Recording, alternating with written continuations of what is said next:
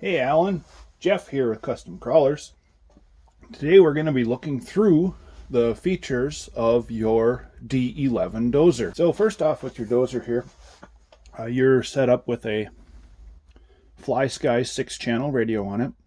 All 6 channels are being used for different functions on the dozer. There's no empty channels left at the moment to add anything else unless you upgrade it to a higher channeled radio. So your unit here has got the steel tracks and the upgraded aluminum drive wheels, idlers. It's also got the mounting for the sprockets is onto a 3D printed hub that I designed to mount these sprockets to the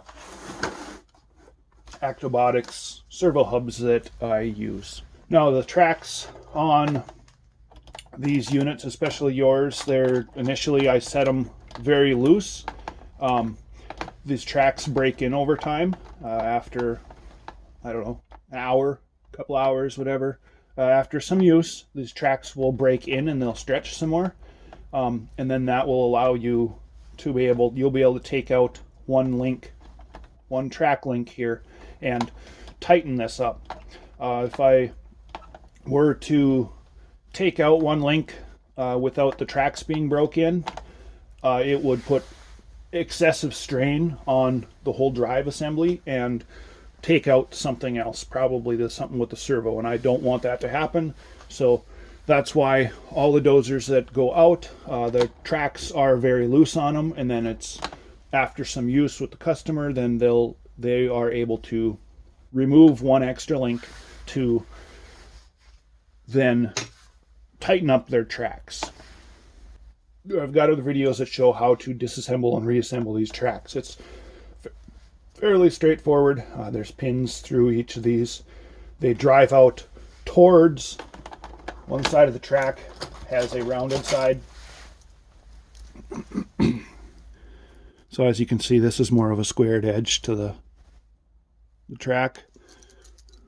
This side of the track has a rounded side, and the pins drive out from the detented inside towards and out this rounded side here. As far as your dozer goes, it's got the upgraded LED system on it, so that you've got 2 LEDs up in your corners of your cab, 2 LEDs up in your cylinder mount area. You've got 2 LEDs in the front of your cab here. You've got 4 LEDs in the back of the unit, 2 yellow ones down lower and 2 red ones up higher. You also have the 2 rotating beacons up on the roof. So let's take a peek through your LEDs and your light system quick here. So before anything, let's power up your radio. Your switches all have to, it wants you to have them in the starting center position, especially like there's an airplane remote. If the throttle was up or anything was not in position, it might not be good. So let's pop off this cover here to get into your switch. Then this switch here is your on switch. You heard it kick on when we initially give it throttle. We'll drive it. The yellow LEDs up front and back, and the red LEDs, they flash. That just starts the LED light system, gets it into the program that it defaults into. Now this LED light system, the way it's set up on here, the way I've got it on here, as you can see, the white LEDs on the cab come on as soon as you turn the power on to it. The LEDs that are up in the cylinder mount area come on immediately. The red LEDs on the back of the cab come on immediately, and as do your rotating beacons. Now your other LEDs here operate based on, so if we drive the unit forward, let's see if we can get this in there so you can see to both LEDs. So if we drive the unit forward, and I'm going to hold it so it just so you see those yellow LEDs begin flashing. You can also see that your LEDs up in here start off at like a 50% power on a normal basis, and when you drive forward, they light up now. So same thing goes for the rear ones in this default startup mode. When we drive it backwards, your yellow LEDs in the back end of your unit start flashing. And you can also see they change brightness. Now the LEDs change, come on and off. The red ones, as you can see when we drive forward, go off until you let off, and then they'll come back on again. And if we go in reverse, they light up brighter. Now the LED system that's on here, the rotating beacons up on the roof, turn on, they default to this setting. In order to change the settings for the rotating beacons, you use what would be the throttle stick. Now you have to push it to the left and then to the right to change it. Nope. So left first, then to the right. If you just push to the left, it doesn't do it, doesn't switch. You got to go to the left first, then to the right. So those are the different settings your rotating beacons or your beacons up on your roof have. Now your other LEDs also have some changeable options. Your first default one is the basic operations, just like I showed you and went through. There is a small push button switch put in right here, and when we push that, so now I just pushed it, the first setting here takes and turns on all the lights at 100% power. So all the lights are at 100% power, doesn't matter. So 100% power here. When we drive forward ones still flash and then stop at 100% on, and the same with the rear ones here when we go backwards. So that's the first mode. Next mode here, I'll hit it again.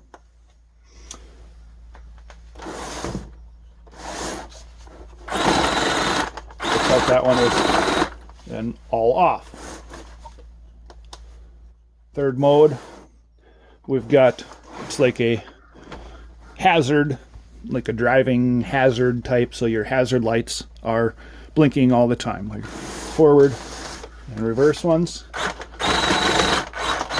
are blinking all the time. Next one has kind of an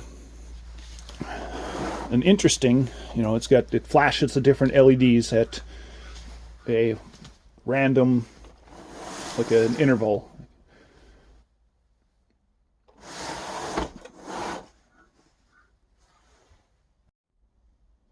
The next sequence pulses them, and the control board is pre-programmed. We can't change that that I'm aware of. So this is the next mode, and then after this, it's kind of a strobe function, and it just alternates around with different lights at different times and different. So might be kind of a cool, cool thing too, a cool feature for the LEDs. Next one goes to another strobe type random. You know, it kind of does not just a strobing, but it's strobing, some flashing, some pulsing. So, and then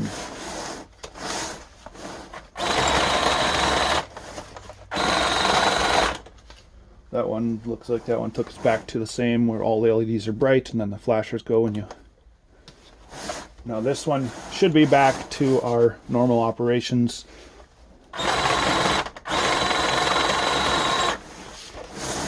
Yep, and then reverse. Okay, so there are your LEDs on your D11. So let's get your... we can leave your LEDs on. So your unit has a sound system, the Sense Innovations ESS Dual. There is a switch inside of the unit that I've got it mounted right here. That switch controls whether your sound unit comes on and operates. So let's shut off our main power first. We'll turn on our sound unit. Turn on our main power. You hear the beep. I will put the cover back on just because. So now with your sound unit here, it kicks on when you give it throttle forward, and then as you drive forward, as you heard there, within a few seconds of not touching anything on the radio, the sound it'll shut back off the motor. I haven't messed with the sound unit enough to see what kind of... There's all kinds of different settings internally in it. There's probably some different settings that you can change how long it stays idle before it... not touching anything before it shuts off. Normally I'll just leave them at the stock setting, but you can check that out when you get it.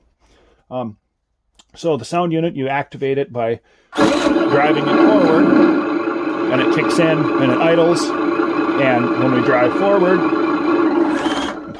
did it again. So when we drive forward,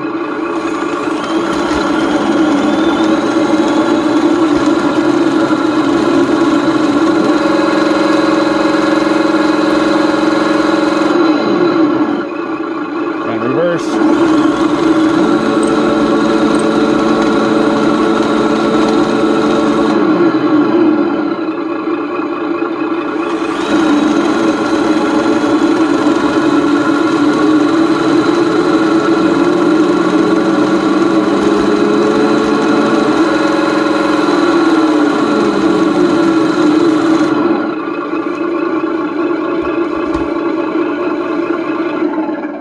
The sound unit does have volume control on it.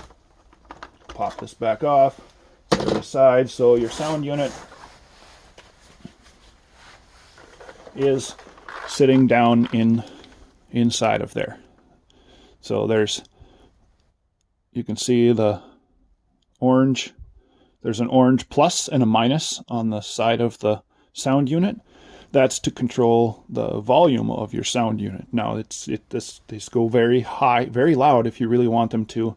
I would advise not cranking the volume up, but I guess that's all up to you. I feel they're plenty loud enough the way that they are. You have to have it on and then reach down in and hit either the plus or the minus to up or lower your sound unit's volume. Now I'm sending with the base or the stock, the box for your sound unit. Inside of there is the S-Link, the controller, the deal that you need to program or make changes to your sound unit. Now, in order to do that, you take the signal channel, which is, there's a 3 servo connector. You plug that into the back of your USB link here, and then that goes into your computer. And then you take, and there's some, I don't remember what the file name is, or the program name is, but you'll need to download. There's a program for it that you need to download, and the directions and everything that are in here should let you know what you need, and you can go in and start playing with some of the different options, if you want, of your sound unit. Okay, next let's take a look through your blade functions. So your blade on your unit is operated by your left stick on your radio. Now it is proportional, so, and it'll hold in place wherever you set it. Right now it's set, it makes it to the ground, and it's touching the ground about at the halfway point, with the blade tipped all the way back. So it'll easily lift the unit well below the surface of the ground.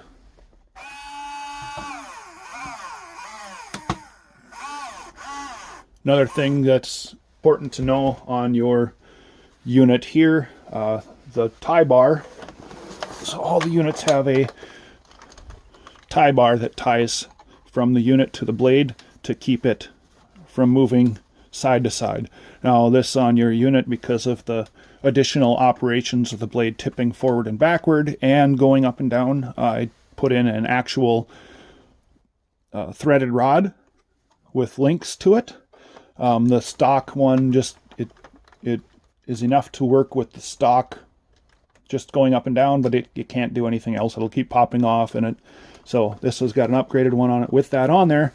Now there's enough travel here that you might notice if you go full up or full down, something like that, you might notice it twists the blade just slightly to one side or the other. You shouldn't have any issues with that as long as it's, you know, the way I have it set up right now. If you make changes to it, just keep that in mind. This, based on where the blade moves, is going to swing that blade slightly one way or the other, just because of the operations of swinging this around in a circular motion. Okay, so your blade does go up and down. So now, but your blade also tips forward to backward. So we'll bring her all the way to the top. Right now we're at all the way tipped back.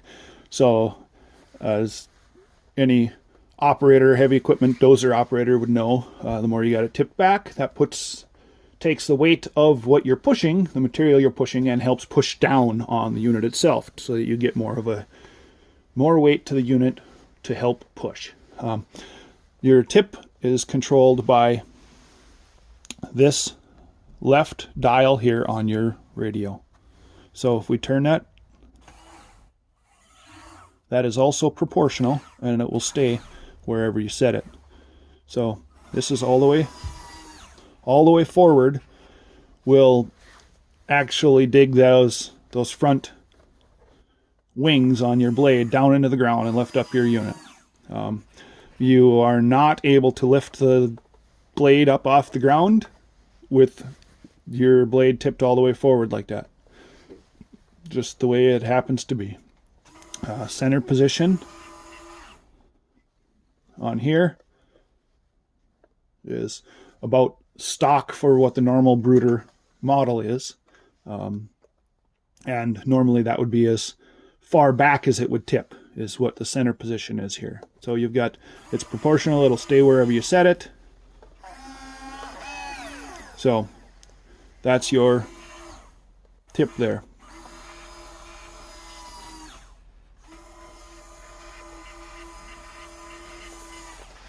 Your unit has the rear ripper control. Now your rear ripper control on your unit is controlled by this three-way switch on your radio. Looks like switch C. So in the up position it should be all the way up. Middle position here is just above the surface of the ground, with you sitting on just flat ground. And the lower position lifts it up, and it's quite a ways off the ground.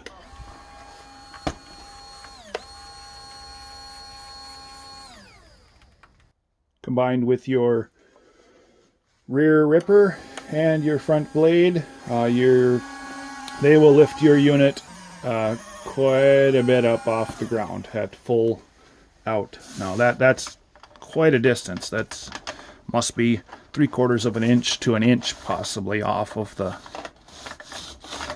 ground.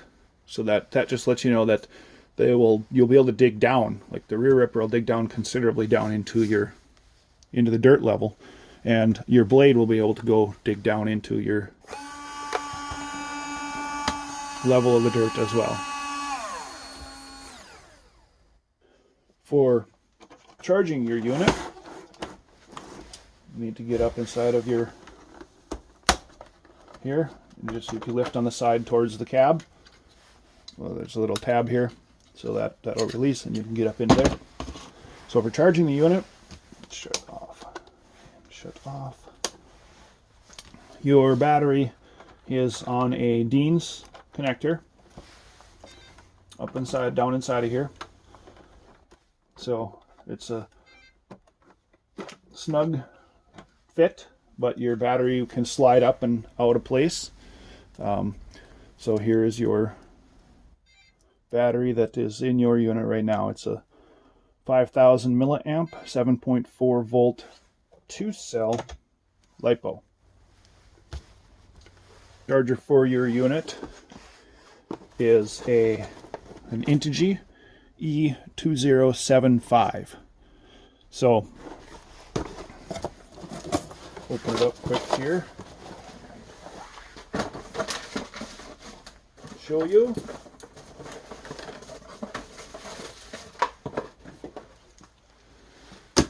So there's your AC power connector, your balance charging plug. So if your base side,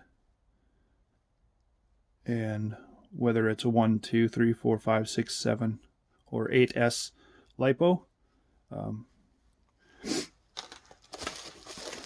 your unit's got pre-hooked up, and it's hardwired into it for alligator clips for charging.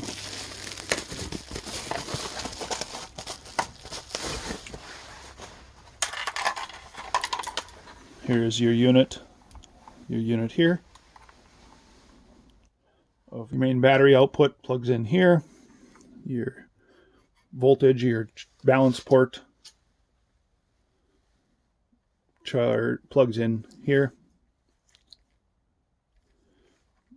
This way to your unit. So let's take a quick look through how to operate the charger. So let's unplug your unit from the power here, and we'll set that to the side. Let's get your unit, your charger, plugged in. Plug it into an AC outlet.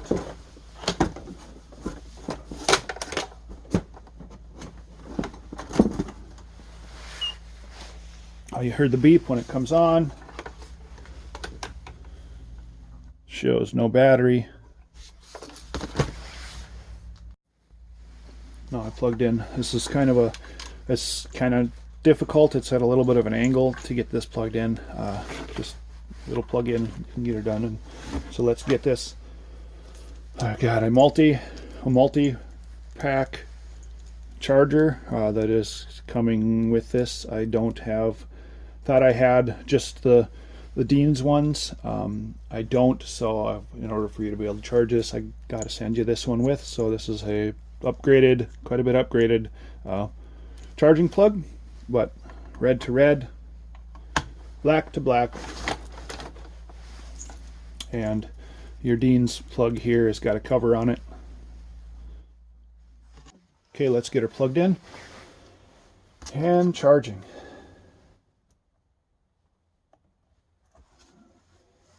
Plug in balance, and then plug in your battery. Now your unit, it should have beeped. It shows you that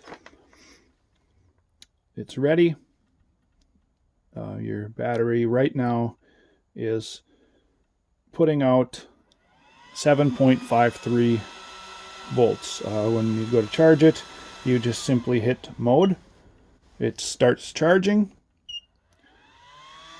and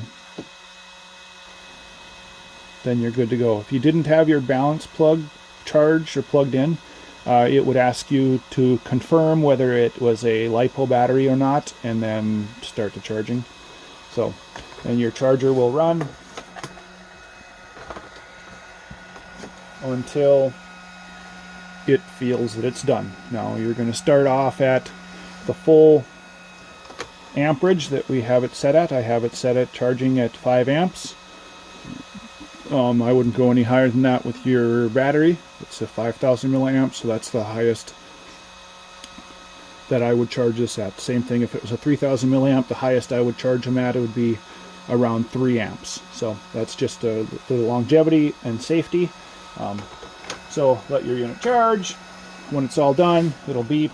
It'll give you some cool different readouts with it. So that's the charger. Thanks, Alan. If you got any questions further on your unit, let me know. I should have covered everything here now. So as far as operations and charging and everything else, like I said, biggest thing, like I said to begin with, the tracks right now are very loose. I run them first for a while, and then give it a shot to see if they're loose enough that you can get one of the links taken out so you can tighten up your tracks. With the way that they are right now, that they will slip. I guarantee you, maybe not in while you're driving, but when you stop to go from forward to reverse and such, they will be able to pop off and pop out of place.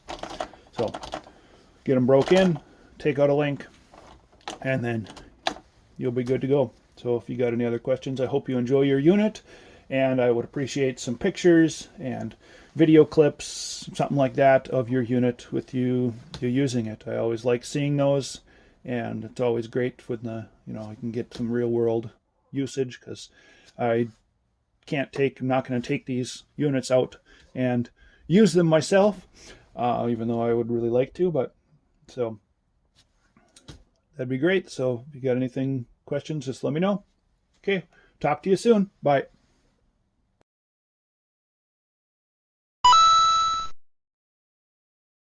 Be sure to subscribe to our channel for more great content through Custom Crawlerz.